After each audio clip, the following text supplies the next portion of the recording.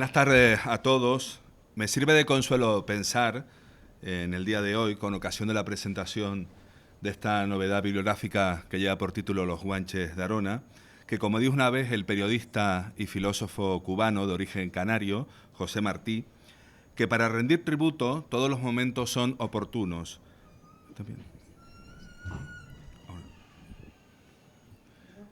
Bien, como decía el periodista cubano de origen canario, José Martí, en una ocasión dijo que para rendir tributo todos los momentos son oportunos y para honrar a quien nos honra ninguna voz es débil.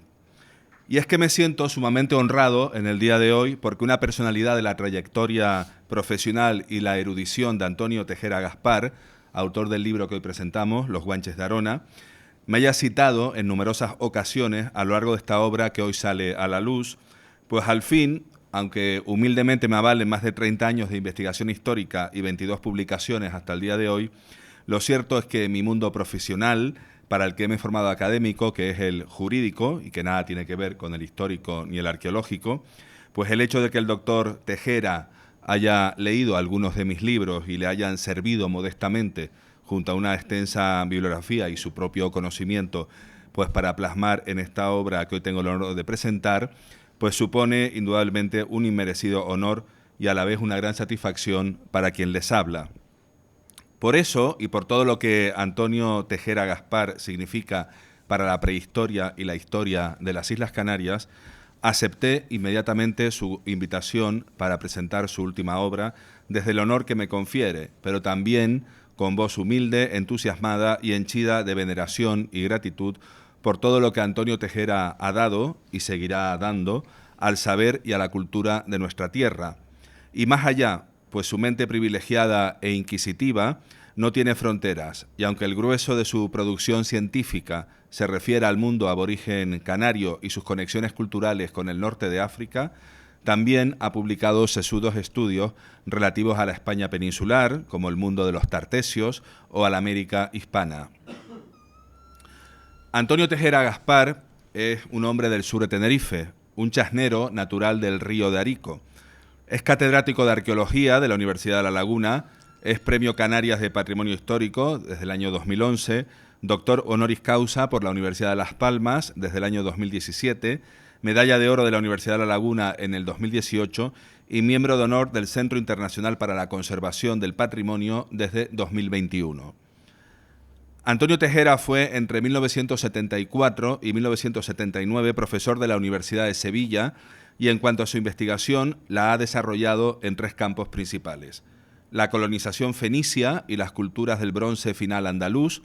y desde 1979 hasta la actualidad se ha orientado de forma prioritaria al estudio de las culturas prehispánicas de las Islas Canarias y también, como dije anteriormente, a su relación con la cultura líbico-bereber norteafricana, sobre las que ha publicado varios libros y artículos, muchos de ellos dedicados al estudio de las manifestaciones religiosas, así como también a los procesos de contacto entre los aborígenes canarios y los europeos desde el primer tercio del siglo XIV hasta que se produce la conquista del archipiélago.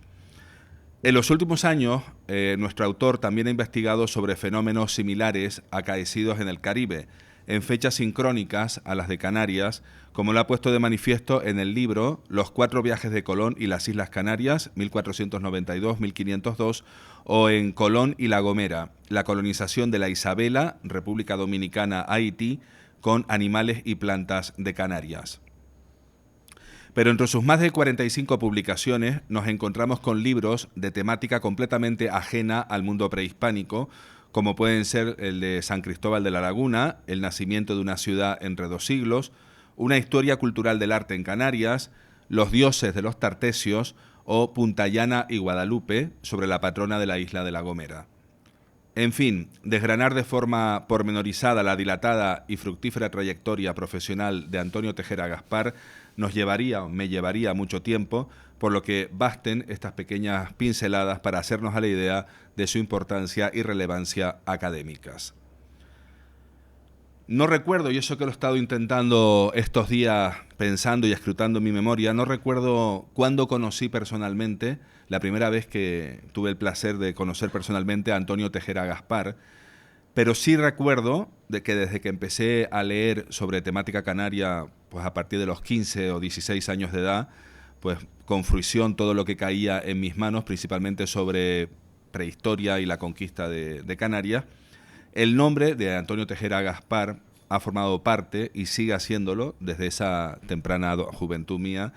de ese listado de autores indispensables que por su erudición y su brillante trayectoria académica juegan un papel esencial en la formación de todo el mundo, en mi caso, pues una formación autodidacta en la historia, y cuyos libros siempre están en ese lugar accesible de mi biblioteca, porque sabes que en cualquier momento vas a buscar en una de las numerosas publicaciones de Tejera Gaspar esa cita o ese dato que está en algún lugar de la mente o de la memoria de uno y que lo necesitas releer de nuevo, bien por puro placer o por necesitarlo para alguna investigación que en ese momento estuviese realizando. Aún recuerdo también, no tendría yo más de 20 años, el primer libro que de Antonio Tejera Gaspar me compraron mis padres. Era un librito azul, de pequeño tamaño, con una portada muy atractiva de un ídolo prehispánico y que lleva por título Las culturas aborígenes canarias, y que lógicamente es un libro que todavía conservo. Por esa misma época, cuando yo era un joven estudiante de la carrera de Derecho, hace ya más de 30 años, escuché por primera vez, o recuerdo haber escuchado por primera vez, la voz de Antonio Tejera Gaspar en un programa de radio. Creo recordar que era Radio Club Tenerife, él me lo podrá aclarar luego, en el que tenía una sección periódica, creo que era semanal, en la que hablaba, pues para la audiencia, ¿no?, de esta cadena de radio, que creo que era Radio Club, en la que hablaba, pues, sobre los guanches y el mundo prehispánico, el mundo aborigen de Canarias o de la isla de Tenerife. Es la primera vez también que recuerdo haber escuchado su voz, ¿no? Y aunque en estos días, como digo, he intentado recordar dónde lo conocí personalmente, lo que sí recuerdo es que mi admirado y querido amigo Antonio Tejera Gaspar, sí recuerdo viejas conversaciones de haberlas tenido con él, con este mundo, sobre este mundo del sur, del que los dos somos naturales, donde tenemos nuestras raíces familiares, él en Arico, yo en Arona y en Vilaflor de Chasna. Y recuerdo entre esas viejas conversaciones de hace muchos años que me hablaba de que su suegro, don Beremundo Martín, fue uno de los primeros maestros con que contó este pueblo de los cristianos, pues allá a finales de la década de los 40. Sé que no fue el primer maestro, porque el primer maestro de este pueblo fue un señor natural del Valle de San Lorenzo, pariente mío, por cierto, llamado José Navajas Llarena, pero es verdad que el suegro de nuestro ilustre autor fue uno de los primeros maestros nacionales con que contó este pueblo de los cristianos. No sé si alguien, quizás a lo mejor los más mayores, oyeron escuchar hablar de don Beremundo, ¿no?, como se hacía en los pueblos antes, que se hablaba siempre del maestro, de la maestra, pues con una cierta reverencia, ¿no?, hacia esa figura. Son años de admiración y de respeto hacia la figura y la obra de Antonio Tejera Gaspar, que culminaron con el grandísimo honor que me confirió en el año 2010, hace ya la friolera de 13 años, al presentarme en el convento de Adeje uno de mis libros, en concreto uno que lleva por título El Santo Hermano Pedro de Betancourt, Guanches, Canarios y Repobladores Hispanos en el Tenerife del siglo XVI. Y hoy, 13 años después, presento yo a su vez un libro suyo, aunque sin duda lo hago con menos méritos de los que él evidentemente ostenta. Pero sin duda, con la presentación del libro Los Guanches de Arona, el autor incide en aquellos aspectos de nuestra historia o de nuestra prehistoria sobre los que más ha escrito y más ha dedicado horas de estudio a lo largo de su larga trayectoria profesional: las culturas prehispánicas canarias, en el caso del trabajo que hoy presentamos, tomando como centro de su estudio un territorio concreto de la isla de Tenerife, que es el municipio de Arona en el que nos encontramos y en el que los guanches habitaron hasta el siglo XVI, en que su cultura y su lengua se extinguieron para siempre, si bien dejando algunos rastros en el acervo cultural canario y en la toponimia isleña, pues como el propio nombre de este municipio, Arona, que es un topónimo guanche y no italiano, como muchos piensan, ¿no?, porque en el norte de Italia hay pues una ciudad, pura coincidencia filológica, que también se llama Arona. Este libro, en una cuidada edición de la editorial Le Canarien e ilustrado con maravillosas fotografías a color, desgrana en sus casi 150 páginas gran parte del conocimiento del catedrático Antonio Tejera acerca del mundo guanche en Arona y su legado material más importante y aún visible, los grabados rupestres. El libro se compone de 11 capítulos, cuyos enunciados son más que elocuentes. El primero lleva por título El Mensellato de Abona y sus límites, en el que el autor aborda la siempre discutida cuestión acerca de los verdaderos límites del reino guanche o Mensellato de Abona, especialmente en su lado o límite occidental con el vecino reino guanche de Adeje, y que aunque Antonio Tejera en el libro apoya una antigua tesis mía de que el límite pudo ser el actual Barranco del Rey o de Troya, que separa los actuales municipios de Arona y de Vilaflor de Chasna del vecino de Adeje, tal como he recogido en una reciente publicación mía sobre el alzado guanche Ichazagua, a la vista de cierta documentación del siglo XVI que he tenido oportunidad de consultar en los últimos años, me aventuro a pensar que lo más probable es que el límite entre el reino guanche de Abona y el de Adeje no estuviese en ese Barranco del Rey o de Troya, sino en el llamado Barranco de las Lajas, que luego se llama Barranco de Chija, y ya en esta parte más inferior, Barranco de las Galletas, porque desemboca precisamente en el actual pueblo de las Galletas, lo cual, de ser cierta esta tesis que sostengo, pues gran parte de lo que hoy es el término municipal de Arona pertenecería o habría pertenecido al reino guanche de Adeje y no al de Abona, al que solo habría pertenecido pues la parte más oriental del municipio, es decir, la parte más oriental del Valle de San Lorenzo, Busanada, etcétera. Eso explicaría, y es la base documental en la que me baso, por qué en documentos de la primera mitad del siglo XVI, en los que se nombran los primeros documentos en los que aparece nombrado el topónimo Arona, pues siempre se explica que Arona está en Adeje. Creo yo que, sin duda, el escribano o las personas que son aborígenes, que le relatan al escribano pues los lindes de las tierras a que se refiere esa escritura, están pensando en el marco mental aborigen prehispánico de los antiguos reinos guanches de Abona y de Adeje, que solo hacía 40 o 50 años desde el fin de la conquista de la isla. Y eso explica también por qué en los primeros documentos donde aparece nombrado el topónimo de los cristianos, pues se dice que está en Adeje, que los cristianos están en Adeje. Entonces pienso que eso es el motivo por el cual la tesis esta pues podría ser acertada. De todas formas, yo no quiero entrar en, Dios me libre, en disputas ni en controversias con don Antonio Tejera. El segundo capítulo de la obra lleva por título Arona en el Mensellato de Abona. El tercero se titula El Valle del Ahijadero, Valle de San Lorenzo, y en él se recoge toda la práctica pastoril aborigen y las teorías acerca de las connotaciones mágico-religiosas que este valle pudo tener para los guanches. El cuarto capítulo se ocupa de las viviendas guanches del Mensellato y en él el autor aborda el hábitat de los aborígenes, aportando interesantes noticias acerca de que las moradas del antiguo Mensei o rey guanche de Abona pudieron haber estado en la zona de Guasa. El quinto capítulo lleva por título Las formas de vida de los guanches de Arona y en él el autor aborda la explotación de los recursos naturales y animales por parte de los aborígenes para su subsistencia. El capítulo sexto se titula Las manifestaciones rupestres y en él se recoge uno de los grandes y desconocidos patrimonios de Arona, como es el de concentrar el mayor número de grabados aborígenes de la isla de Tenerife, todo ello acompañado de detalladas fotografías de estas manifestaciones rupestres. El capítulo séptimo se titula Los espacios sagrados del Valle del Ahijadero, el Valle de San Lorenzo, y en el que el autor habla de los litófonos o piedras, tal como hemos visto en el documental, las llamadas piedras que suenan, como las llamaban nuestros mayores, o de los bailaderos, en donde posiblemente los guanches llevaban a cabo sus ceremonias religiosas y sus danzas sagradas, y que conferirían a ese Valle de San Lorenzo, antiguamente denominado Valle del Ahijadero, un halo sagrado o ritual para los guanches. En los capítulos octavo y noveno, que se titulan respectivamente Los cultos solares, el roque de la abejera y los podomorfos del roque de Vento, el autor expone sus tesis acerca de estos dos roques aroneros con simbolismo religioso para los aborígenes.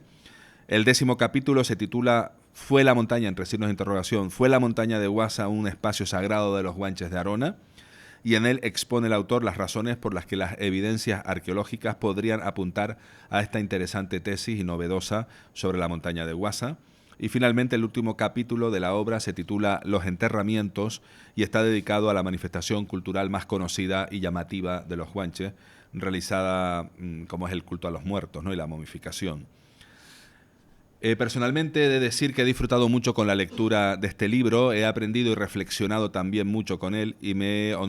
enorgullecido, como dije antes, al ver mi nombre citado frecuentemente, ya sea en el texto o en notas a pie de página.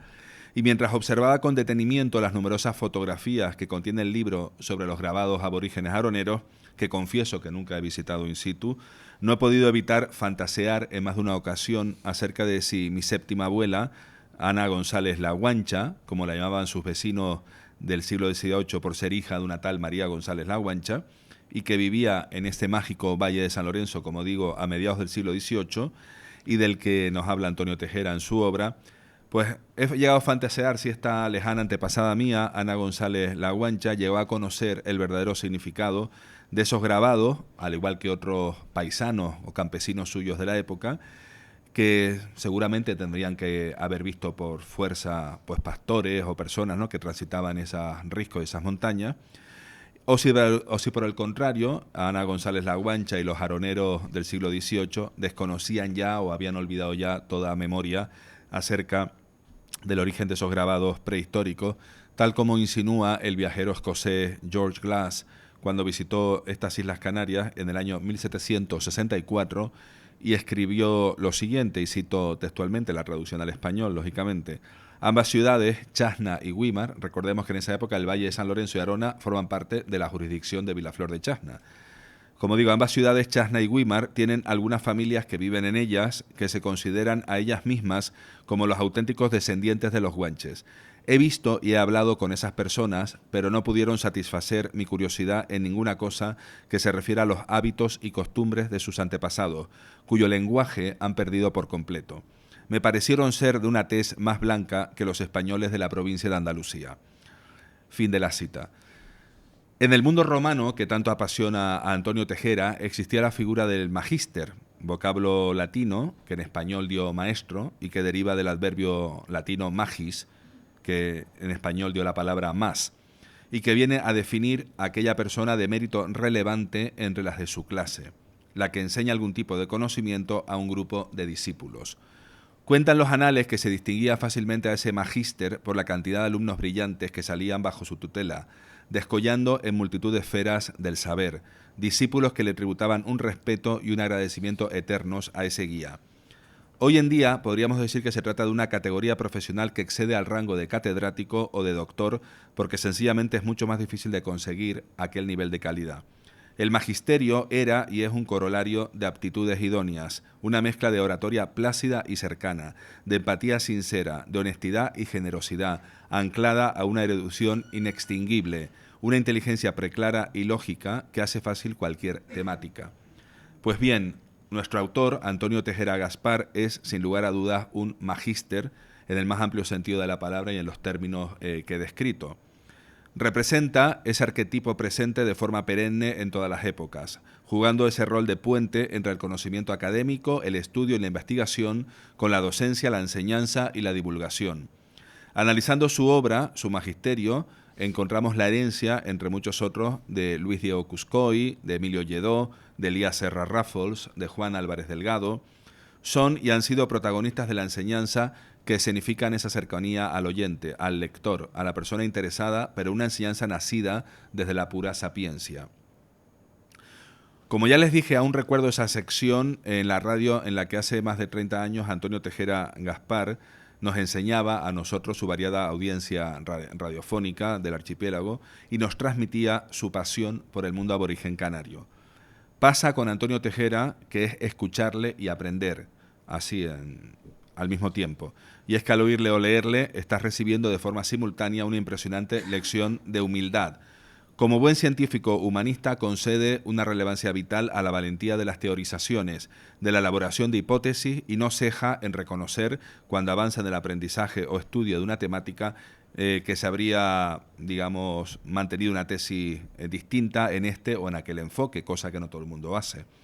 Emociona comprobar en Tejera Gaspar esa capacidad de reinventarse cuando encuentra un detalle que a modo de chispa o destello revelador le hace cambiar un esquema que había construido con esmero años atrás. Esta forma de enseñar, de humanizar el aprendizaje y normalizar el método científico en humanidades hacen de este maestro una personalidad a todas luces singular.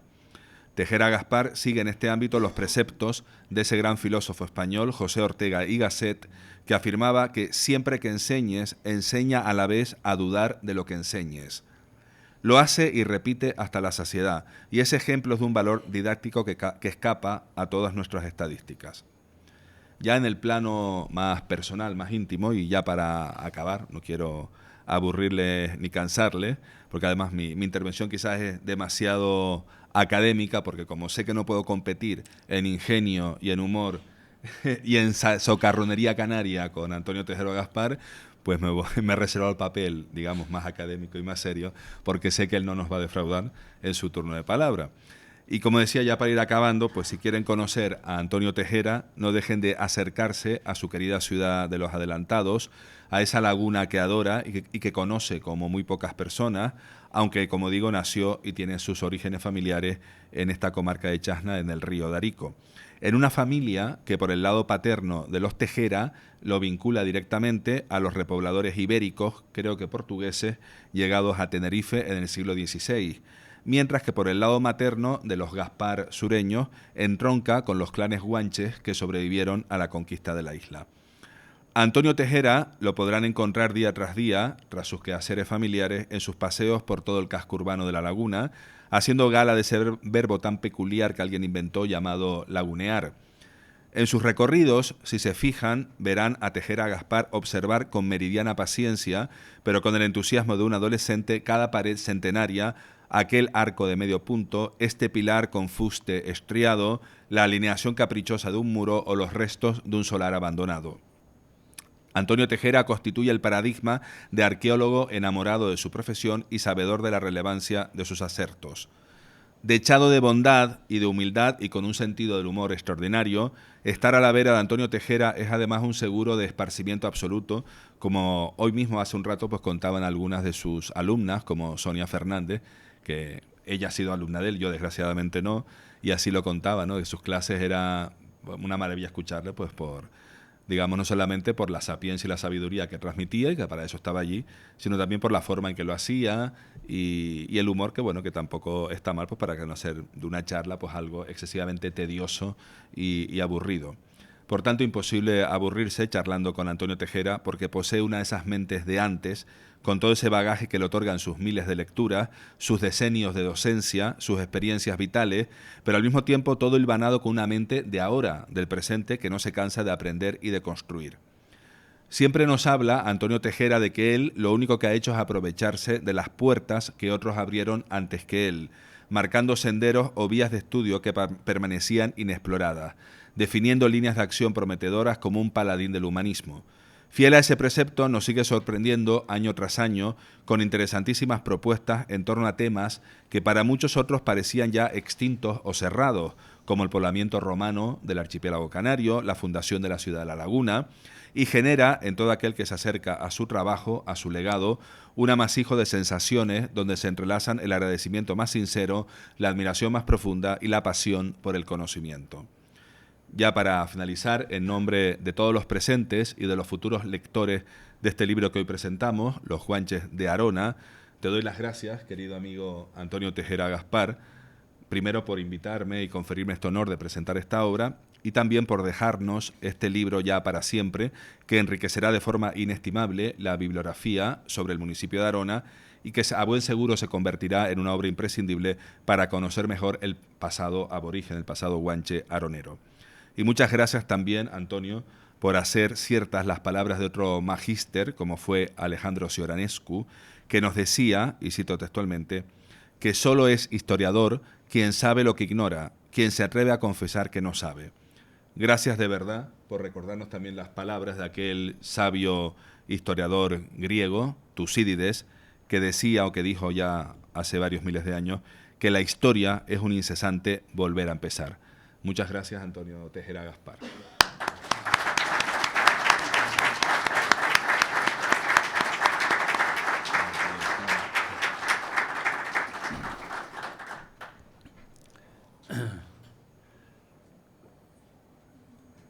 Buenas tardes. Primero tengo que descansar un poco del rubor que está corriendo por todo mi cuerpo, de todas esas hermosísimas palabras que me ha dedicado mi buen amigo Nelson Díaz Frías. O sea que eso, entiéndanlo bien, porque no es fácil así recuperarse de un momento a otro, ¿no? Las gracias son, para empezar, por el cariño con el que se ha expresado en la presentación,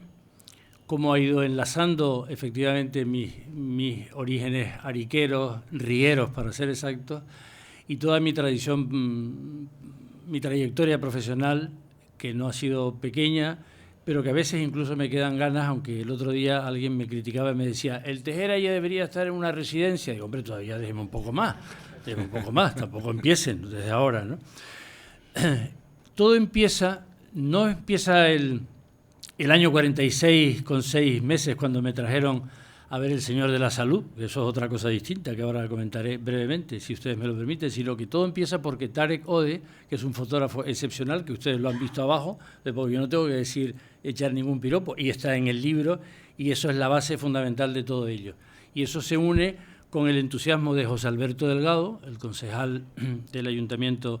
del excelentísimo ayuntamiento de Arona, en una conversa en la calle de la Carrera, hace ya un tiempo, no me pregunté cuándo, para echar adelante todo esto. Me pide Tarek, con el que he trabajado felizmente con él en varias ocasiones y que tengo nos une ahora una vinculación estupenda en relación del ámbito profesional y, por supuesto, del ámbito humano, como sucede cuando uno se vincula con las personas con las que tienen esas relaciones especiales que no son fáciles de especificar, ¿no? Sino que son hilos que quedan ahí inconexos, ¿no? Y entonces me dijo, Antonio, ¿a ti te importa hacerme un pequeño informe para yo acompañar las fotos que me ha pedido el Ayuntamiento de Arona? Digo, no, en absoluto. Lo que pasa es que yo tenía guardado en mi cartucho del secreto algo que él no sabía, ni era fácil que se supiera, que desde el año 80 del siglo pasado, naturalmente, cuando venía yo de Santa Cruz a Los Cristianos, porque mi esposa estaba en el apartamento 110 del apartamento Virginia, ¿verdad? Personas que yo recuerdo con todo cariño, don Sebastián Martín Melo y a su esposa Virginia, y a sus hijos, claro está, y a toda su familia. Y entonces, al pasar a la altura del Roque del Malpaso, de Malpasito, se me produjo una sensación de eso, de lo que los griegos llaman una hierofanía, es decir, una demostración de lo sagrado, que eso es lo que significa hieros, que significa sagrado en griego, y fanía, que significa del verbo faneo, que significa algo que aparece, ¿no? Y mirando a la derecha, lo venía comentando ahora con Laura y con Neftalí y con Tarek en el coche, cuando vi aquello digo, ¿esto es como lo de Lanzarote? Esto es como lo de Lanzarote. Ya habían aparecido los grabados rupestres de Aripe en el municipio de Guía de Isora, pero es que aquello se parecía a lo que yo había visto junto con los profesores Balbín Berman y Fernández Miranda Fernández, que estuvimos trabajando durante mucho tiempo en Lanzarote, y a mí se me pareció la forma, la morfología de la geología, que lo diría muy bien mi amigo Paco García Talavera, que aquí está presente y sabe perfectamente de lo que estoy hablando, ¿no? Total, que llegué a Los Cristianos y tuve que regresar, no podía quedarme claro con las ganas de regresar de nuevo y subir a la parte alta, y me encontré con el litófono. Recuerdo que siempre me decía Lothar Siemens Hernández, que ya no está con nosotros, desgraciadamente, un gran musicólogo de Las Palmas de Gran Canaria y muy vinculado al Museo Canario. Me dijo, ¿y tú por qué sabías que inmediatamente supiste que era un litófono? Digo, porque lo había visto el litófono de la Peña de Luis Cabrera en Guatiza, en el municipio de Teguise, en Lanzarote. Y casualmente el tipo de rocas y las características del ambiente del terreno era muy similar a este del Roque del Malpaso. Y como había visto el litófono, acompañado, como digo, con don Juan Brito, y se había tocado de la misma forma que lo puede uno hacer cualquiera, y luego después la oportunidad de ver en algunos otros sitios, de hecho en África hay algunos, el que aparece en el libro que pudimos fotografiar, no en buenas condiciones, en el Museo Británico de Londres, ¿verdad? Pues parecía que efectivamente estábamos ante aquello. Era una novedad para mí, claro está, lógicamente, pero era una novedad para todos nosotros, y ese fue el arranque de lo que con posterioridad comienza Y subiendo un día por el valle, ya a la salida del valle, cuando en la zona donde estaba antes el campo de fútbol, que ahora está todo cambiado, al subir otro roque de características similares, los risquetes. Y yo digo, esto vuelve a ser otra vez lo mismo. Bueno, a partir de ahí tuve la oportunidad de dar una conferencia en el casino de Arona, y cuando yo estaba disimulando para que no se vieran esos grabados, resultó que había una de las personas que estaban allí presentes, no sé exactamente quiénes eran, evidentemente, pero algunos de ellos, no sé si por ambientes de familia, se pusieron en contacto con Juan Brito y con Miguel Ángel Hernández, que creo que desgraciadamente tampoco está con nosotros. Y a partir de ahí ya empieza ese boom, por decirlo de alguna manera, de la presencia de esos grabados rupestres, que se vincula al lado con Aldea Blanca, ya en San Miguel de Abona, con la escritura líbico-bereber, la primera que aparece en la isla. Y ya por ahí seguimos. Y yo no voy a entrar más en esos detalles si fuera necesario. Pero me permiten, por favor, que inicie o que reinicie, rebobine de lo que estoy diciendo, y hice la referencia a los 6 meses. Yo tendría 6 meses seguramente, porque nací en abril del 46, pues esto es en octubre, el Día del Señor de la Salud, y en mi familia, por razones personales de mi padre y mi madre, pero sobre todo por la de mi abuelo Antonio Gaspar, una especial relación con el Cristo de la Salud, como con la Virgen de Candelaria, por supuesto, y con el ahora santo hermano Pedro. Pues estábamos allí, y entonces sacaron una foto de la minuta, de esos famosos que había, de ese mundo que ya ha desaparecido, solamente está en la historia y en la memoria de los que todavía lo podemos recordar, vagamente, pero lo podemos recordar. Y entonces yo cogí la foto mojada todavía y la estrujé. Esa es la primera sensación que yo tuve con Arona. Pero continúa, y yo no les voy a cansar nada más que de 2 o 3 pinceladas. La primera pincelada es que mi suegro, Beremundo Martín García, fue efectivamente maestro de los cristianos durante 7 años y medio, y hay una foto en casa del año 48, que hubo una sequía extraordinaria, y traían la Virgen del Carmen, que como ustedes saben es la Virgen de los cristianos, evidentemente la gente vestida de americana y corbata, porque era lo propio de esa época, en el año 48, fíjense dónde estamos, para hacerle rogativas para que lloviera. Imagínense en ese momento con las circunstancias de agua en general en todo el municipio, pero especialmente los cristianos. Total que el noviazgo de mi esposa se hizo aquí en los cristianos. La primera escuela de mi esposa es de Busanada, que también es de Arona. El primer coche de mi padre, que todavía creo que vive por San Miguel, que es el 9455, un Land Rover Made in England, porque era de la versión todavía tal, que yo creo que todavía vive, ¿no? También de Arona. Entonces, repensando el otro día todo esto, ¿no? Y digo, ¿cómo es posible que a veces tenga uno vinculaciones con lugares que en principio están alejados pero están cercanos por? Esa es la diferencia. A veces la lejanía es un carácter físico, y a veces lo cercano es lejano y lo lejano cercano. Es decir, y no estoy haciendo juego de palabras, sino es verdad como uno puede tener esas vinculaciones personales o sentimentales con alguien que está lejano y lo tiene con su vecino en circunstancias malignas. Bien, el arranque de ese conocimiento, pues, de los grabados rupestres de Arona fue para mí una situación verdaderamente novedosa, claro, pero que no fue solamente eso, sino fue todo lo que eso vino añadido. Por una serie de razones muy personales que a veces no son agradables, porque aquí entra lo lejano con lo cercano y etcétera, que no me permitan que no entre en detalles porque no puede ser de ninguna manera. Todo ese trabajo que se empezó se fue diluyendo y se fue quedando atrás. Se publicó solo un trabajo en un Congreso Nacional de Arqueología y alguna otra cosa más y poco más, ¿no? Pero en ese cofre del tesoro que uno va siempre guardando, ¿no? Siempre tuve la esperanza de que en algún momento tuviera la oportunidad de expresar todo eso en el contexto, claro, en el mensellato de Abona, que es al que pertenecía a Arona. Es verdad lo que dice mi amigo Nelson Díaz Frías, que a lo mejor se puede rodar un poco más o un poco menos, es posible, efectivamente, porque claro, yo ya lo digo con esas cuestiones, cuidado, que yo no tengo las seguridades absolutas de esto, no la tengo de nada, por otra parte, claro, felizmente, porque eso es lo que me permite seguir avanzando y seguir en ese sentido de la curiosidad, que es lo que siempre nos insistía el recordado para nosotros, aunque felizmente vivo, don Emilio Lledó Íñigo, que fue profesor de filosofía en primero de carrera, y que para mí fue, como para toda nuestra generación, un impacto desde el punto de vista del pensamiento extraordinario, ¿no? Pero esa manera de entender esa realidad, esa fue, quedando ese pozo, ¿no? Fue quedando en ese pozo. Y alguien me decía, no hace mucho, dice, pero ¿cómo es posible que tú hayas escrito esto y lo otro? No, eso estaba escrito aquí, en la cabeza, después de tantísimo tiempo.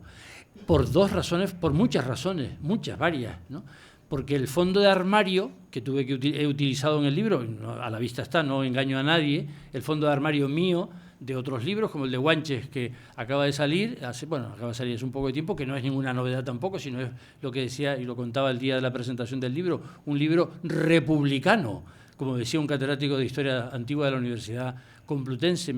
mi querido amigo ya desaparecido, don José María Blázquez Martínez, me decía, Tejera, cuando uno llega a cierta edad, se termina uno por ser un republicano, es decir, por publicar y republicar lo que a su vez ya había publicado. Nadie esté pensando, aunque yo no tenga nada en absoluto con ese sistema político tan viejo desde la res pública romana, ¿verdad?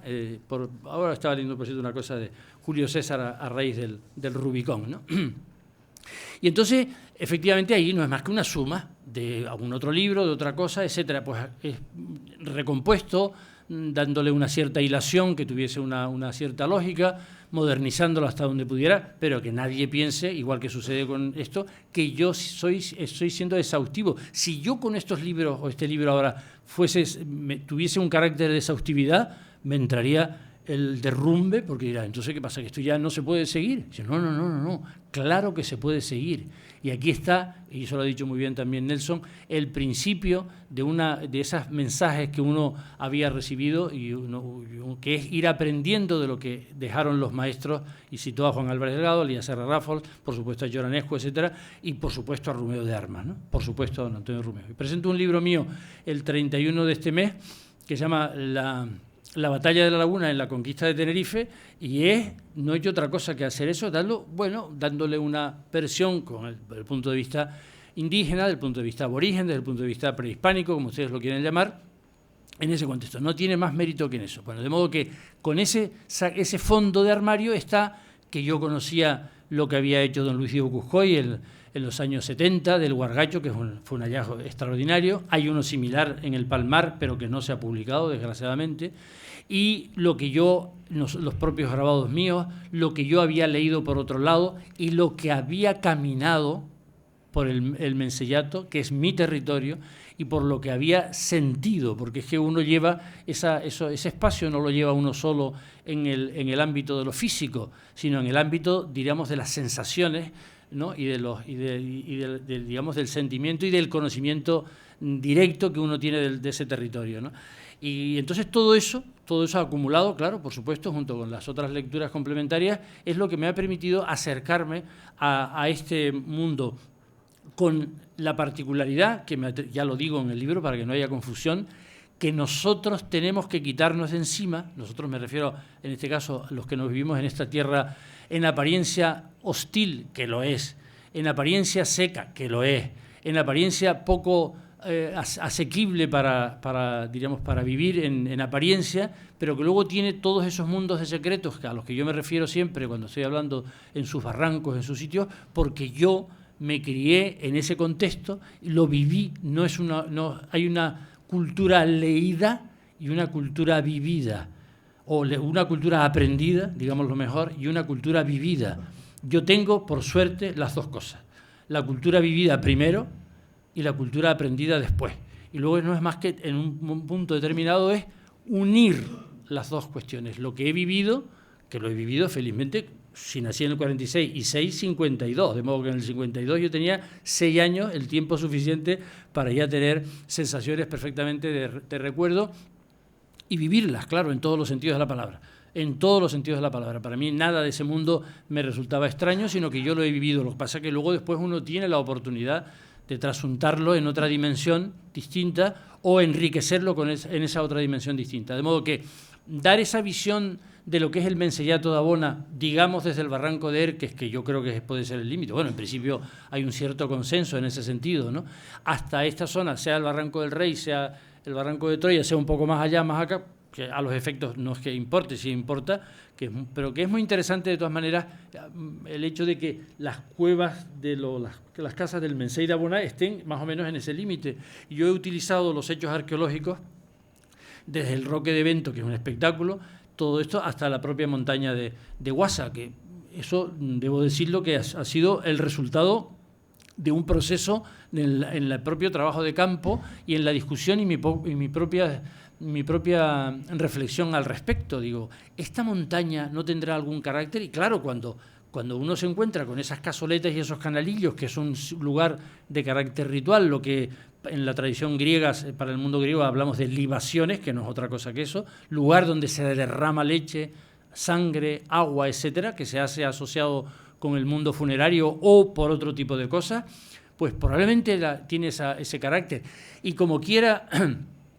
que los espacios sagrados sirven siempre de límites, y eso es una cuestión muy importante, y ahí juego con todo ese mundo de lo que dicen las propias fuentes, en este caso el fray Alonso de Espinosa en su libro clásico de la historia de Nuestra Señora y Milagros de Nuestra Señora de Candelaria, o el libro de Abreu Galindo, etcétera, donde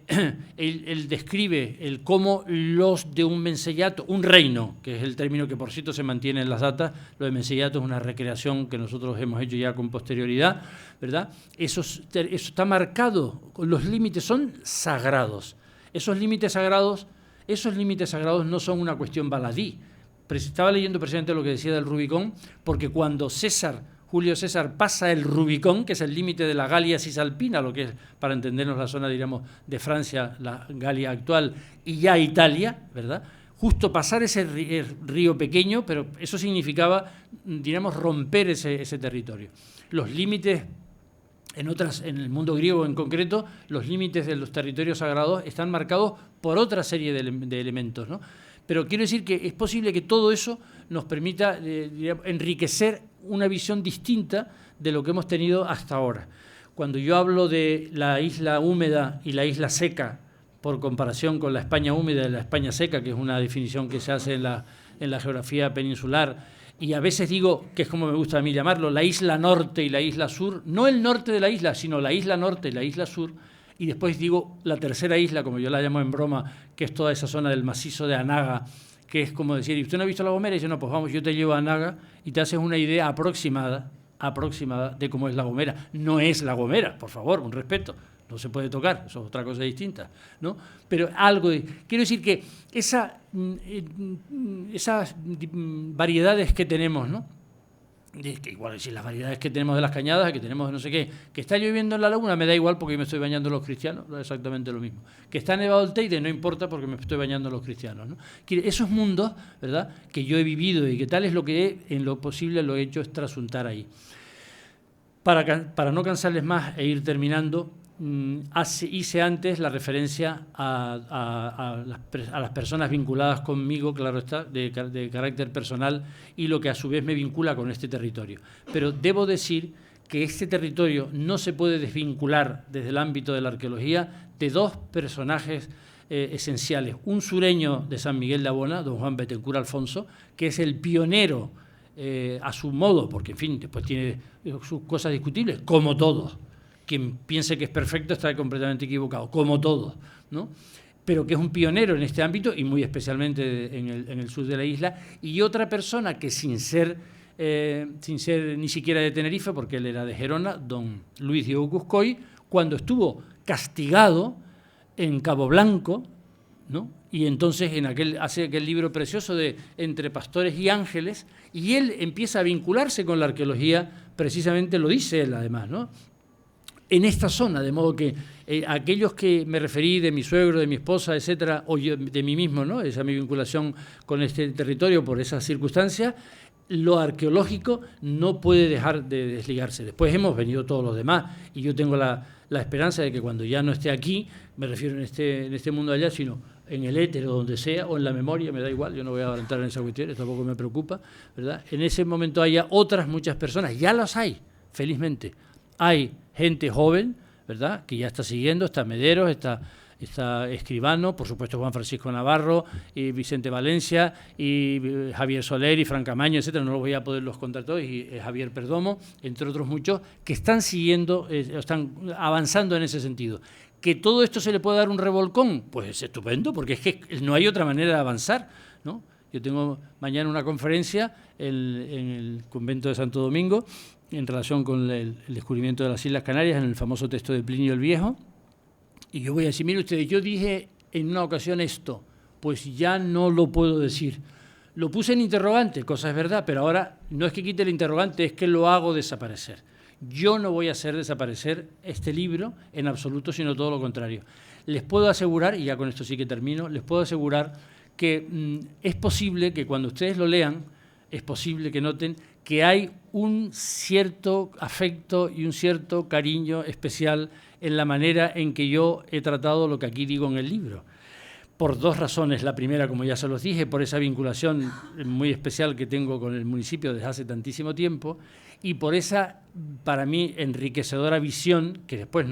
se ha ido ampliando para toda la isla, por supuesto, felizmente, de esa primera visión, de esa nueva arqueología, de nuevos yacimientos, de nuevas perspectivas de estudio en ese sentido. No puedo terminar de volver de nuevo con las gracias antedichas de Nelson Díaz Frías, porque él me ha regalado también la posibilidad de hacerle un prólogo a ese libro que está a punto de salir ahora sobre el mundo de Chasna, de Vilaflor de Chasna, que para mí ha sido verdaderamente enriquecedor, porque dice, es que tú eres un trabajador, sí, pero es que hay otros que también lo hacen con un entusiasmo extraordinario, con un esfuerzo extraordinario, quitándole tiempo de no se sabe dónde a su trabajo profesional, y yo tengo por él, sentimos casualmente, bueno, que lo vamos a hacer mutuamente, ese cariño. Yo no sé cuándo nos conocimos o nos tratamos, pero sí puedo asegurar que en una conversación en Los Cristianos, él estaba en ese momento preparando las oposiciones a la judicatura, una de las veces que hablamos, que nos vimos. Yo no sé si fue la primera o no, y después como nos une la vinculación con nuestro amigo Daniel García Pulido, Dani para todos nosotros, ¿no? Pues todo eso también, digamos, ha enriquecido. Y encima, además, pues claro, su vinculación y su cariño especial que él tiene a este territorio, a su municipio y especialmente a Los Cristianos. Les agradezco ahora, para terminar, que haya gente de pie. Es una cosa fantástica, así que se lo agradezco infinito. Hay gente de pie. Doy fe que hay gente de pie si no pueden mirar de atrás. Y a los de detrás les digo que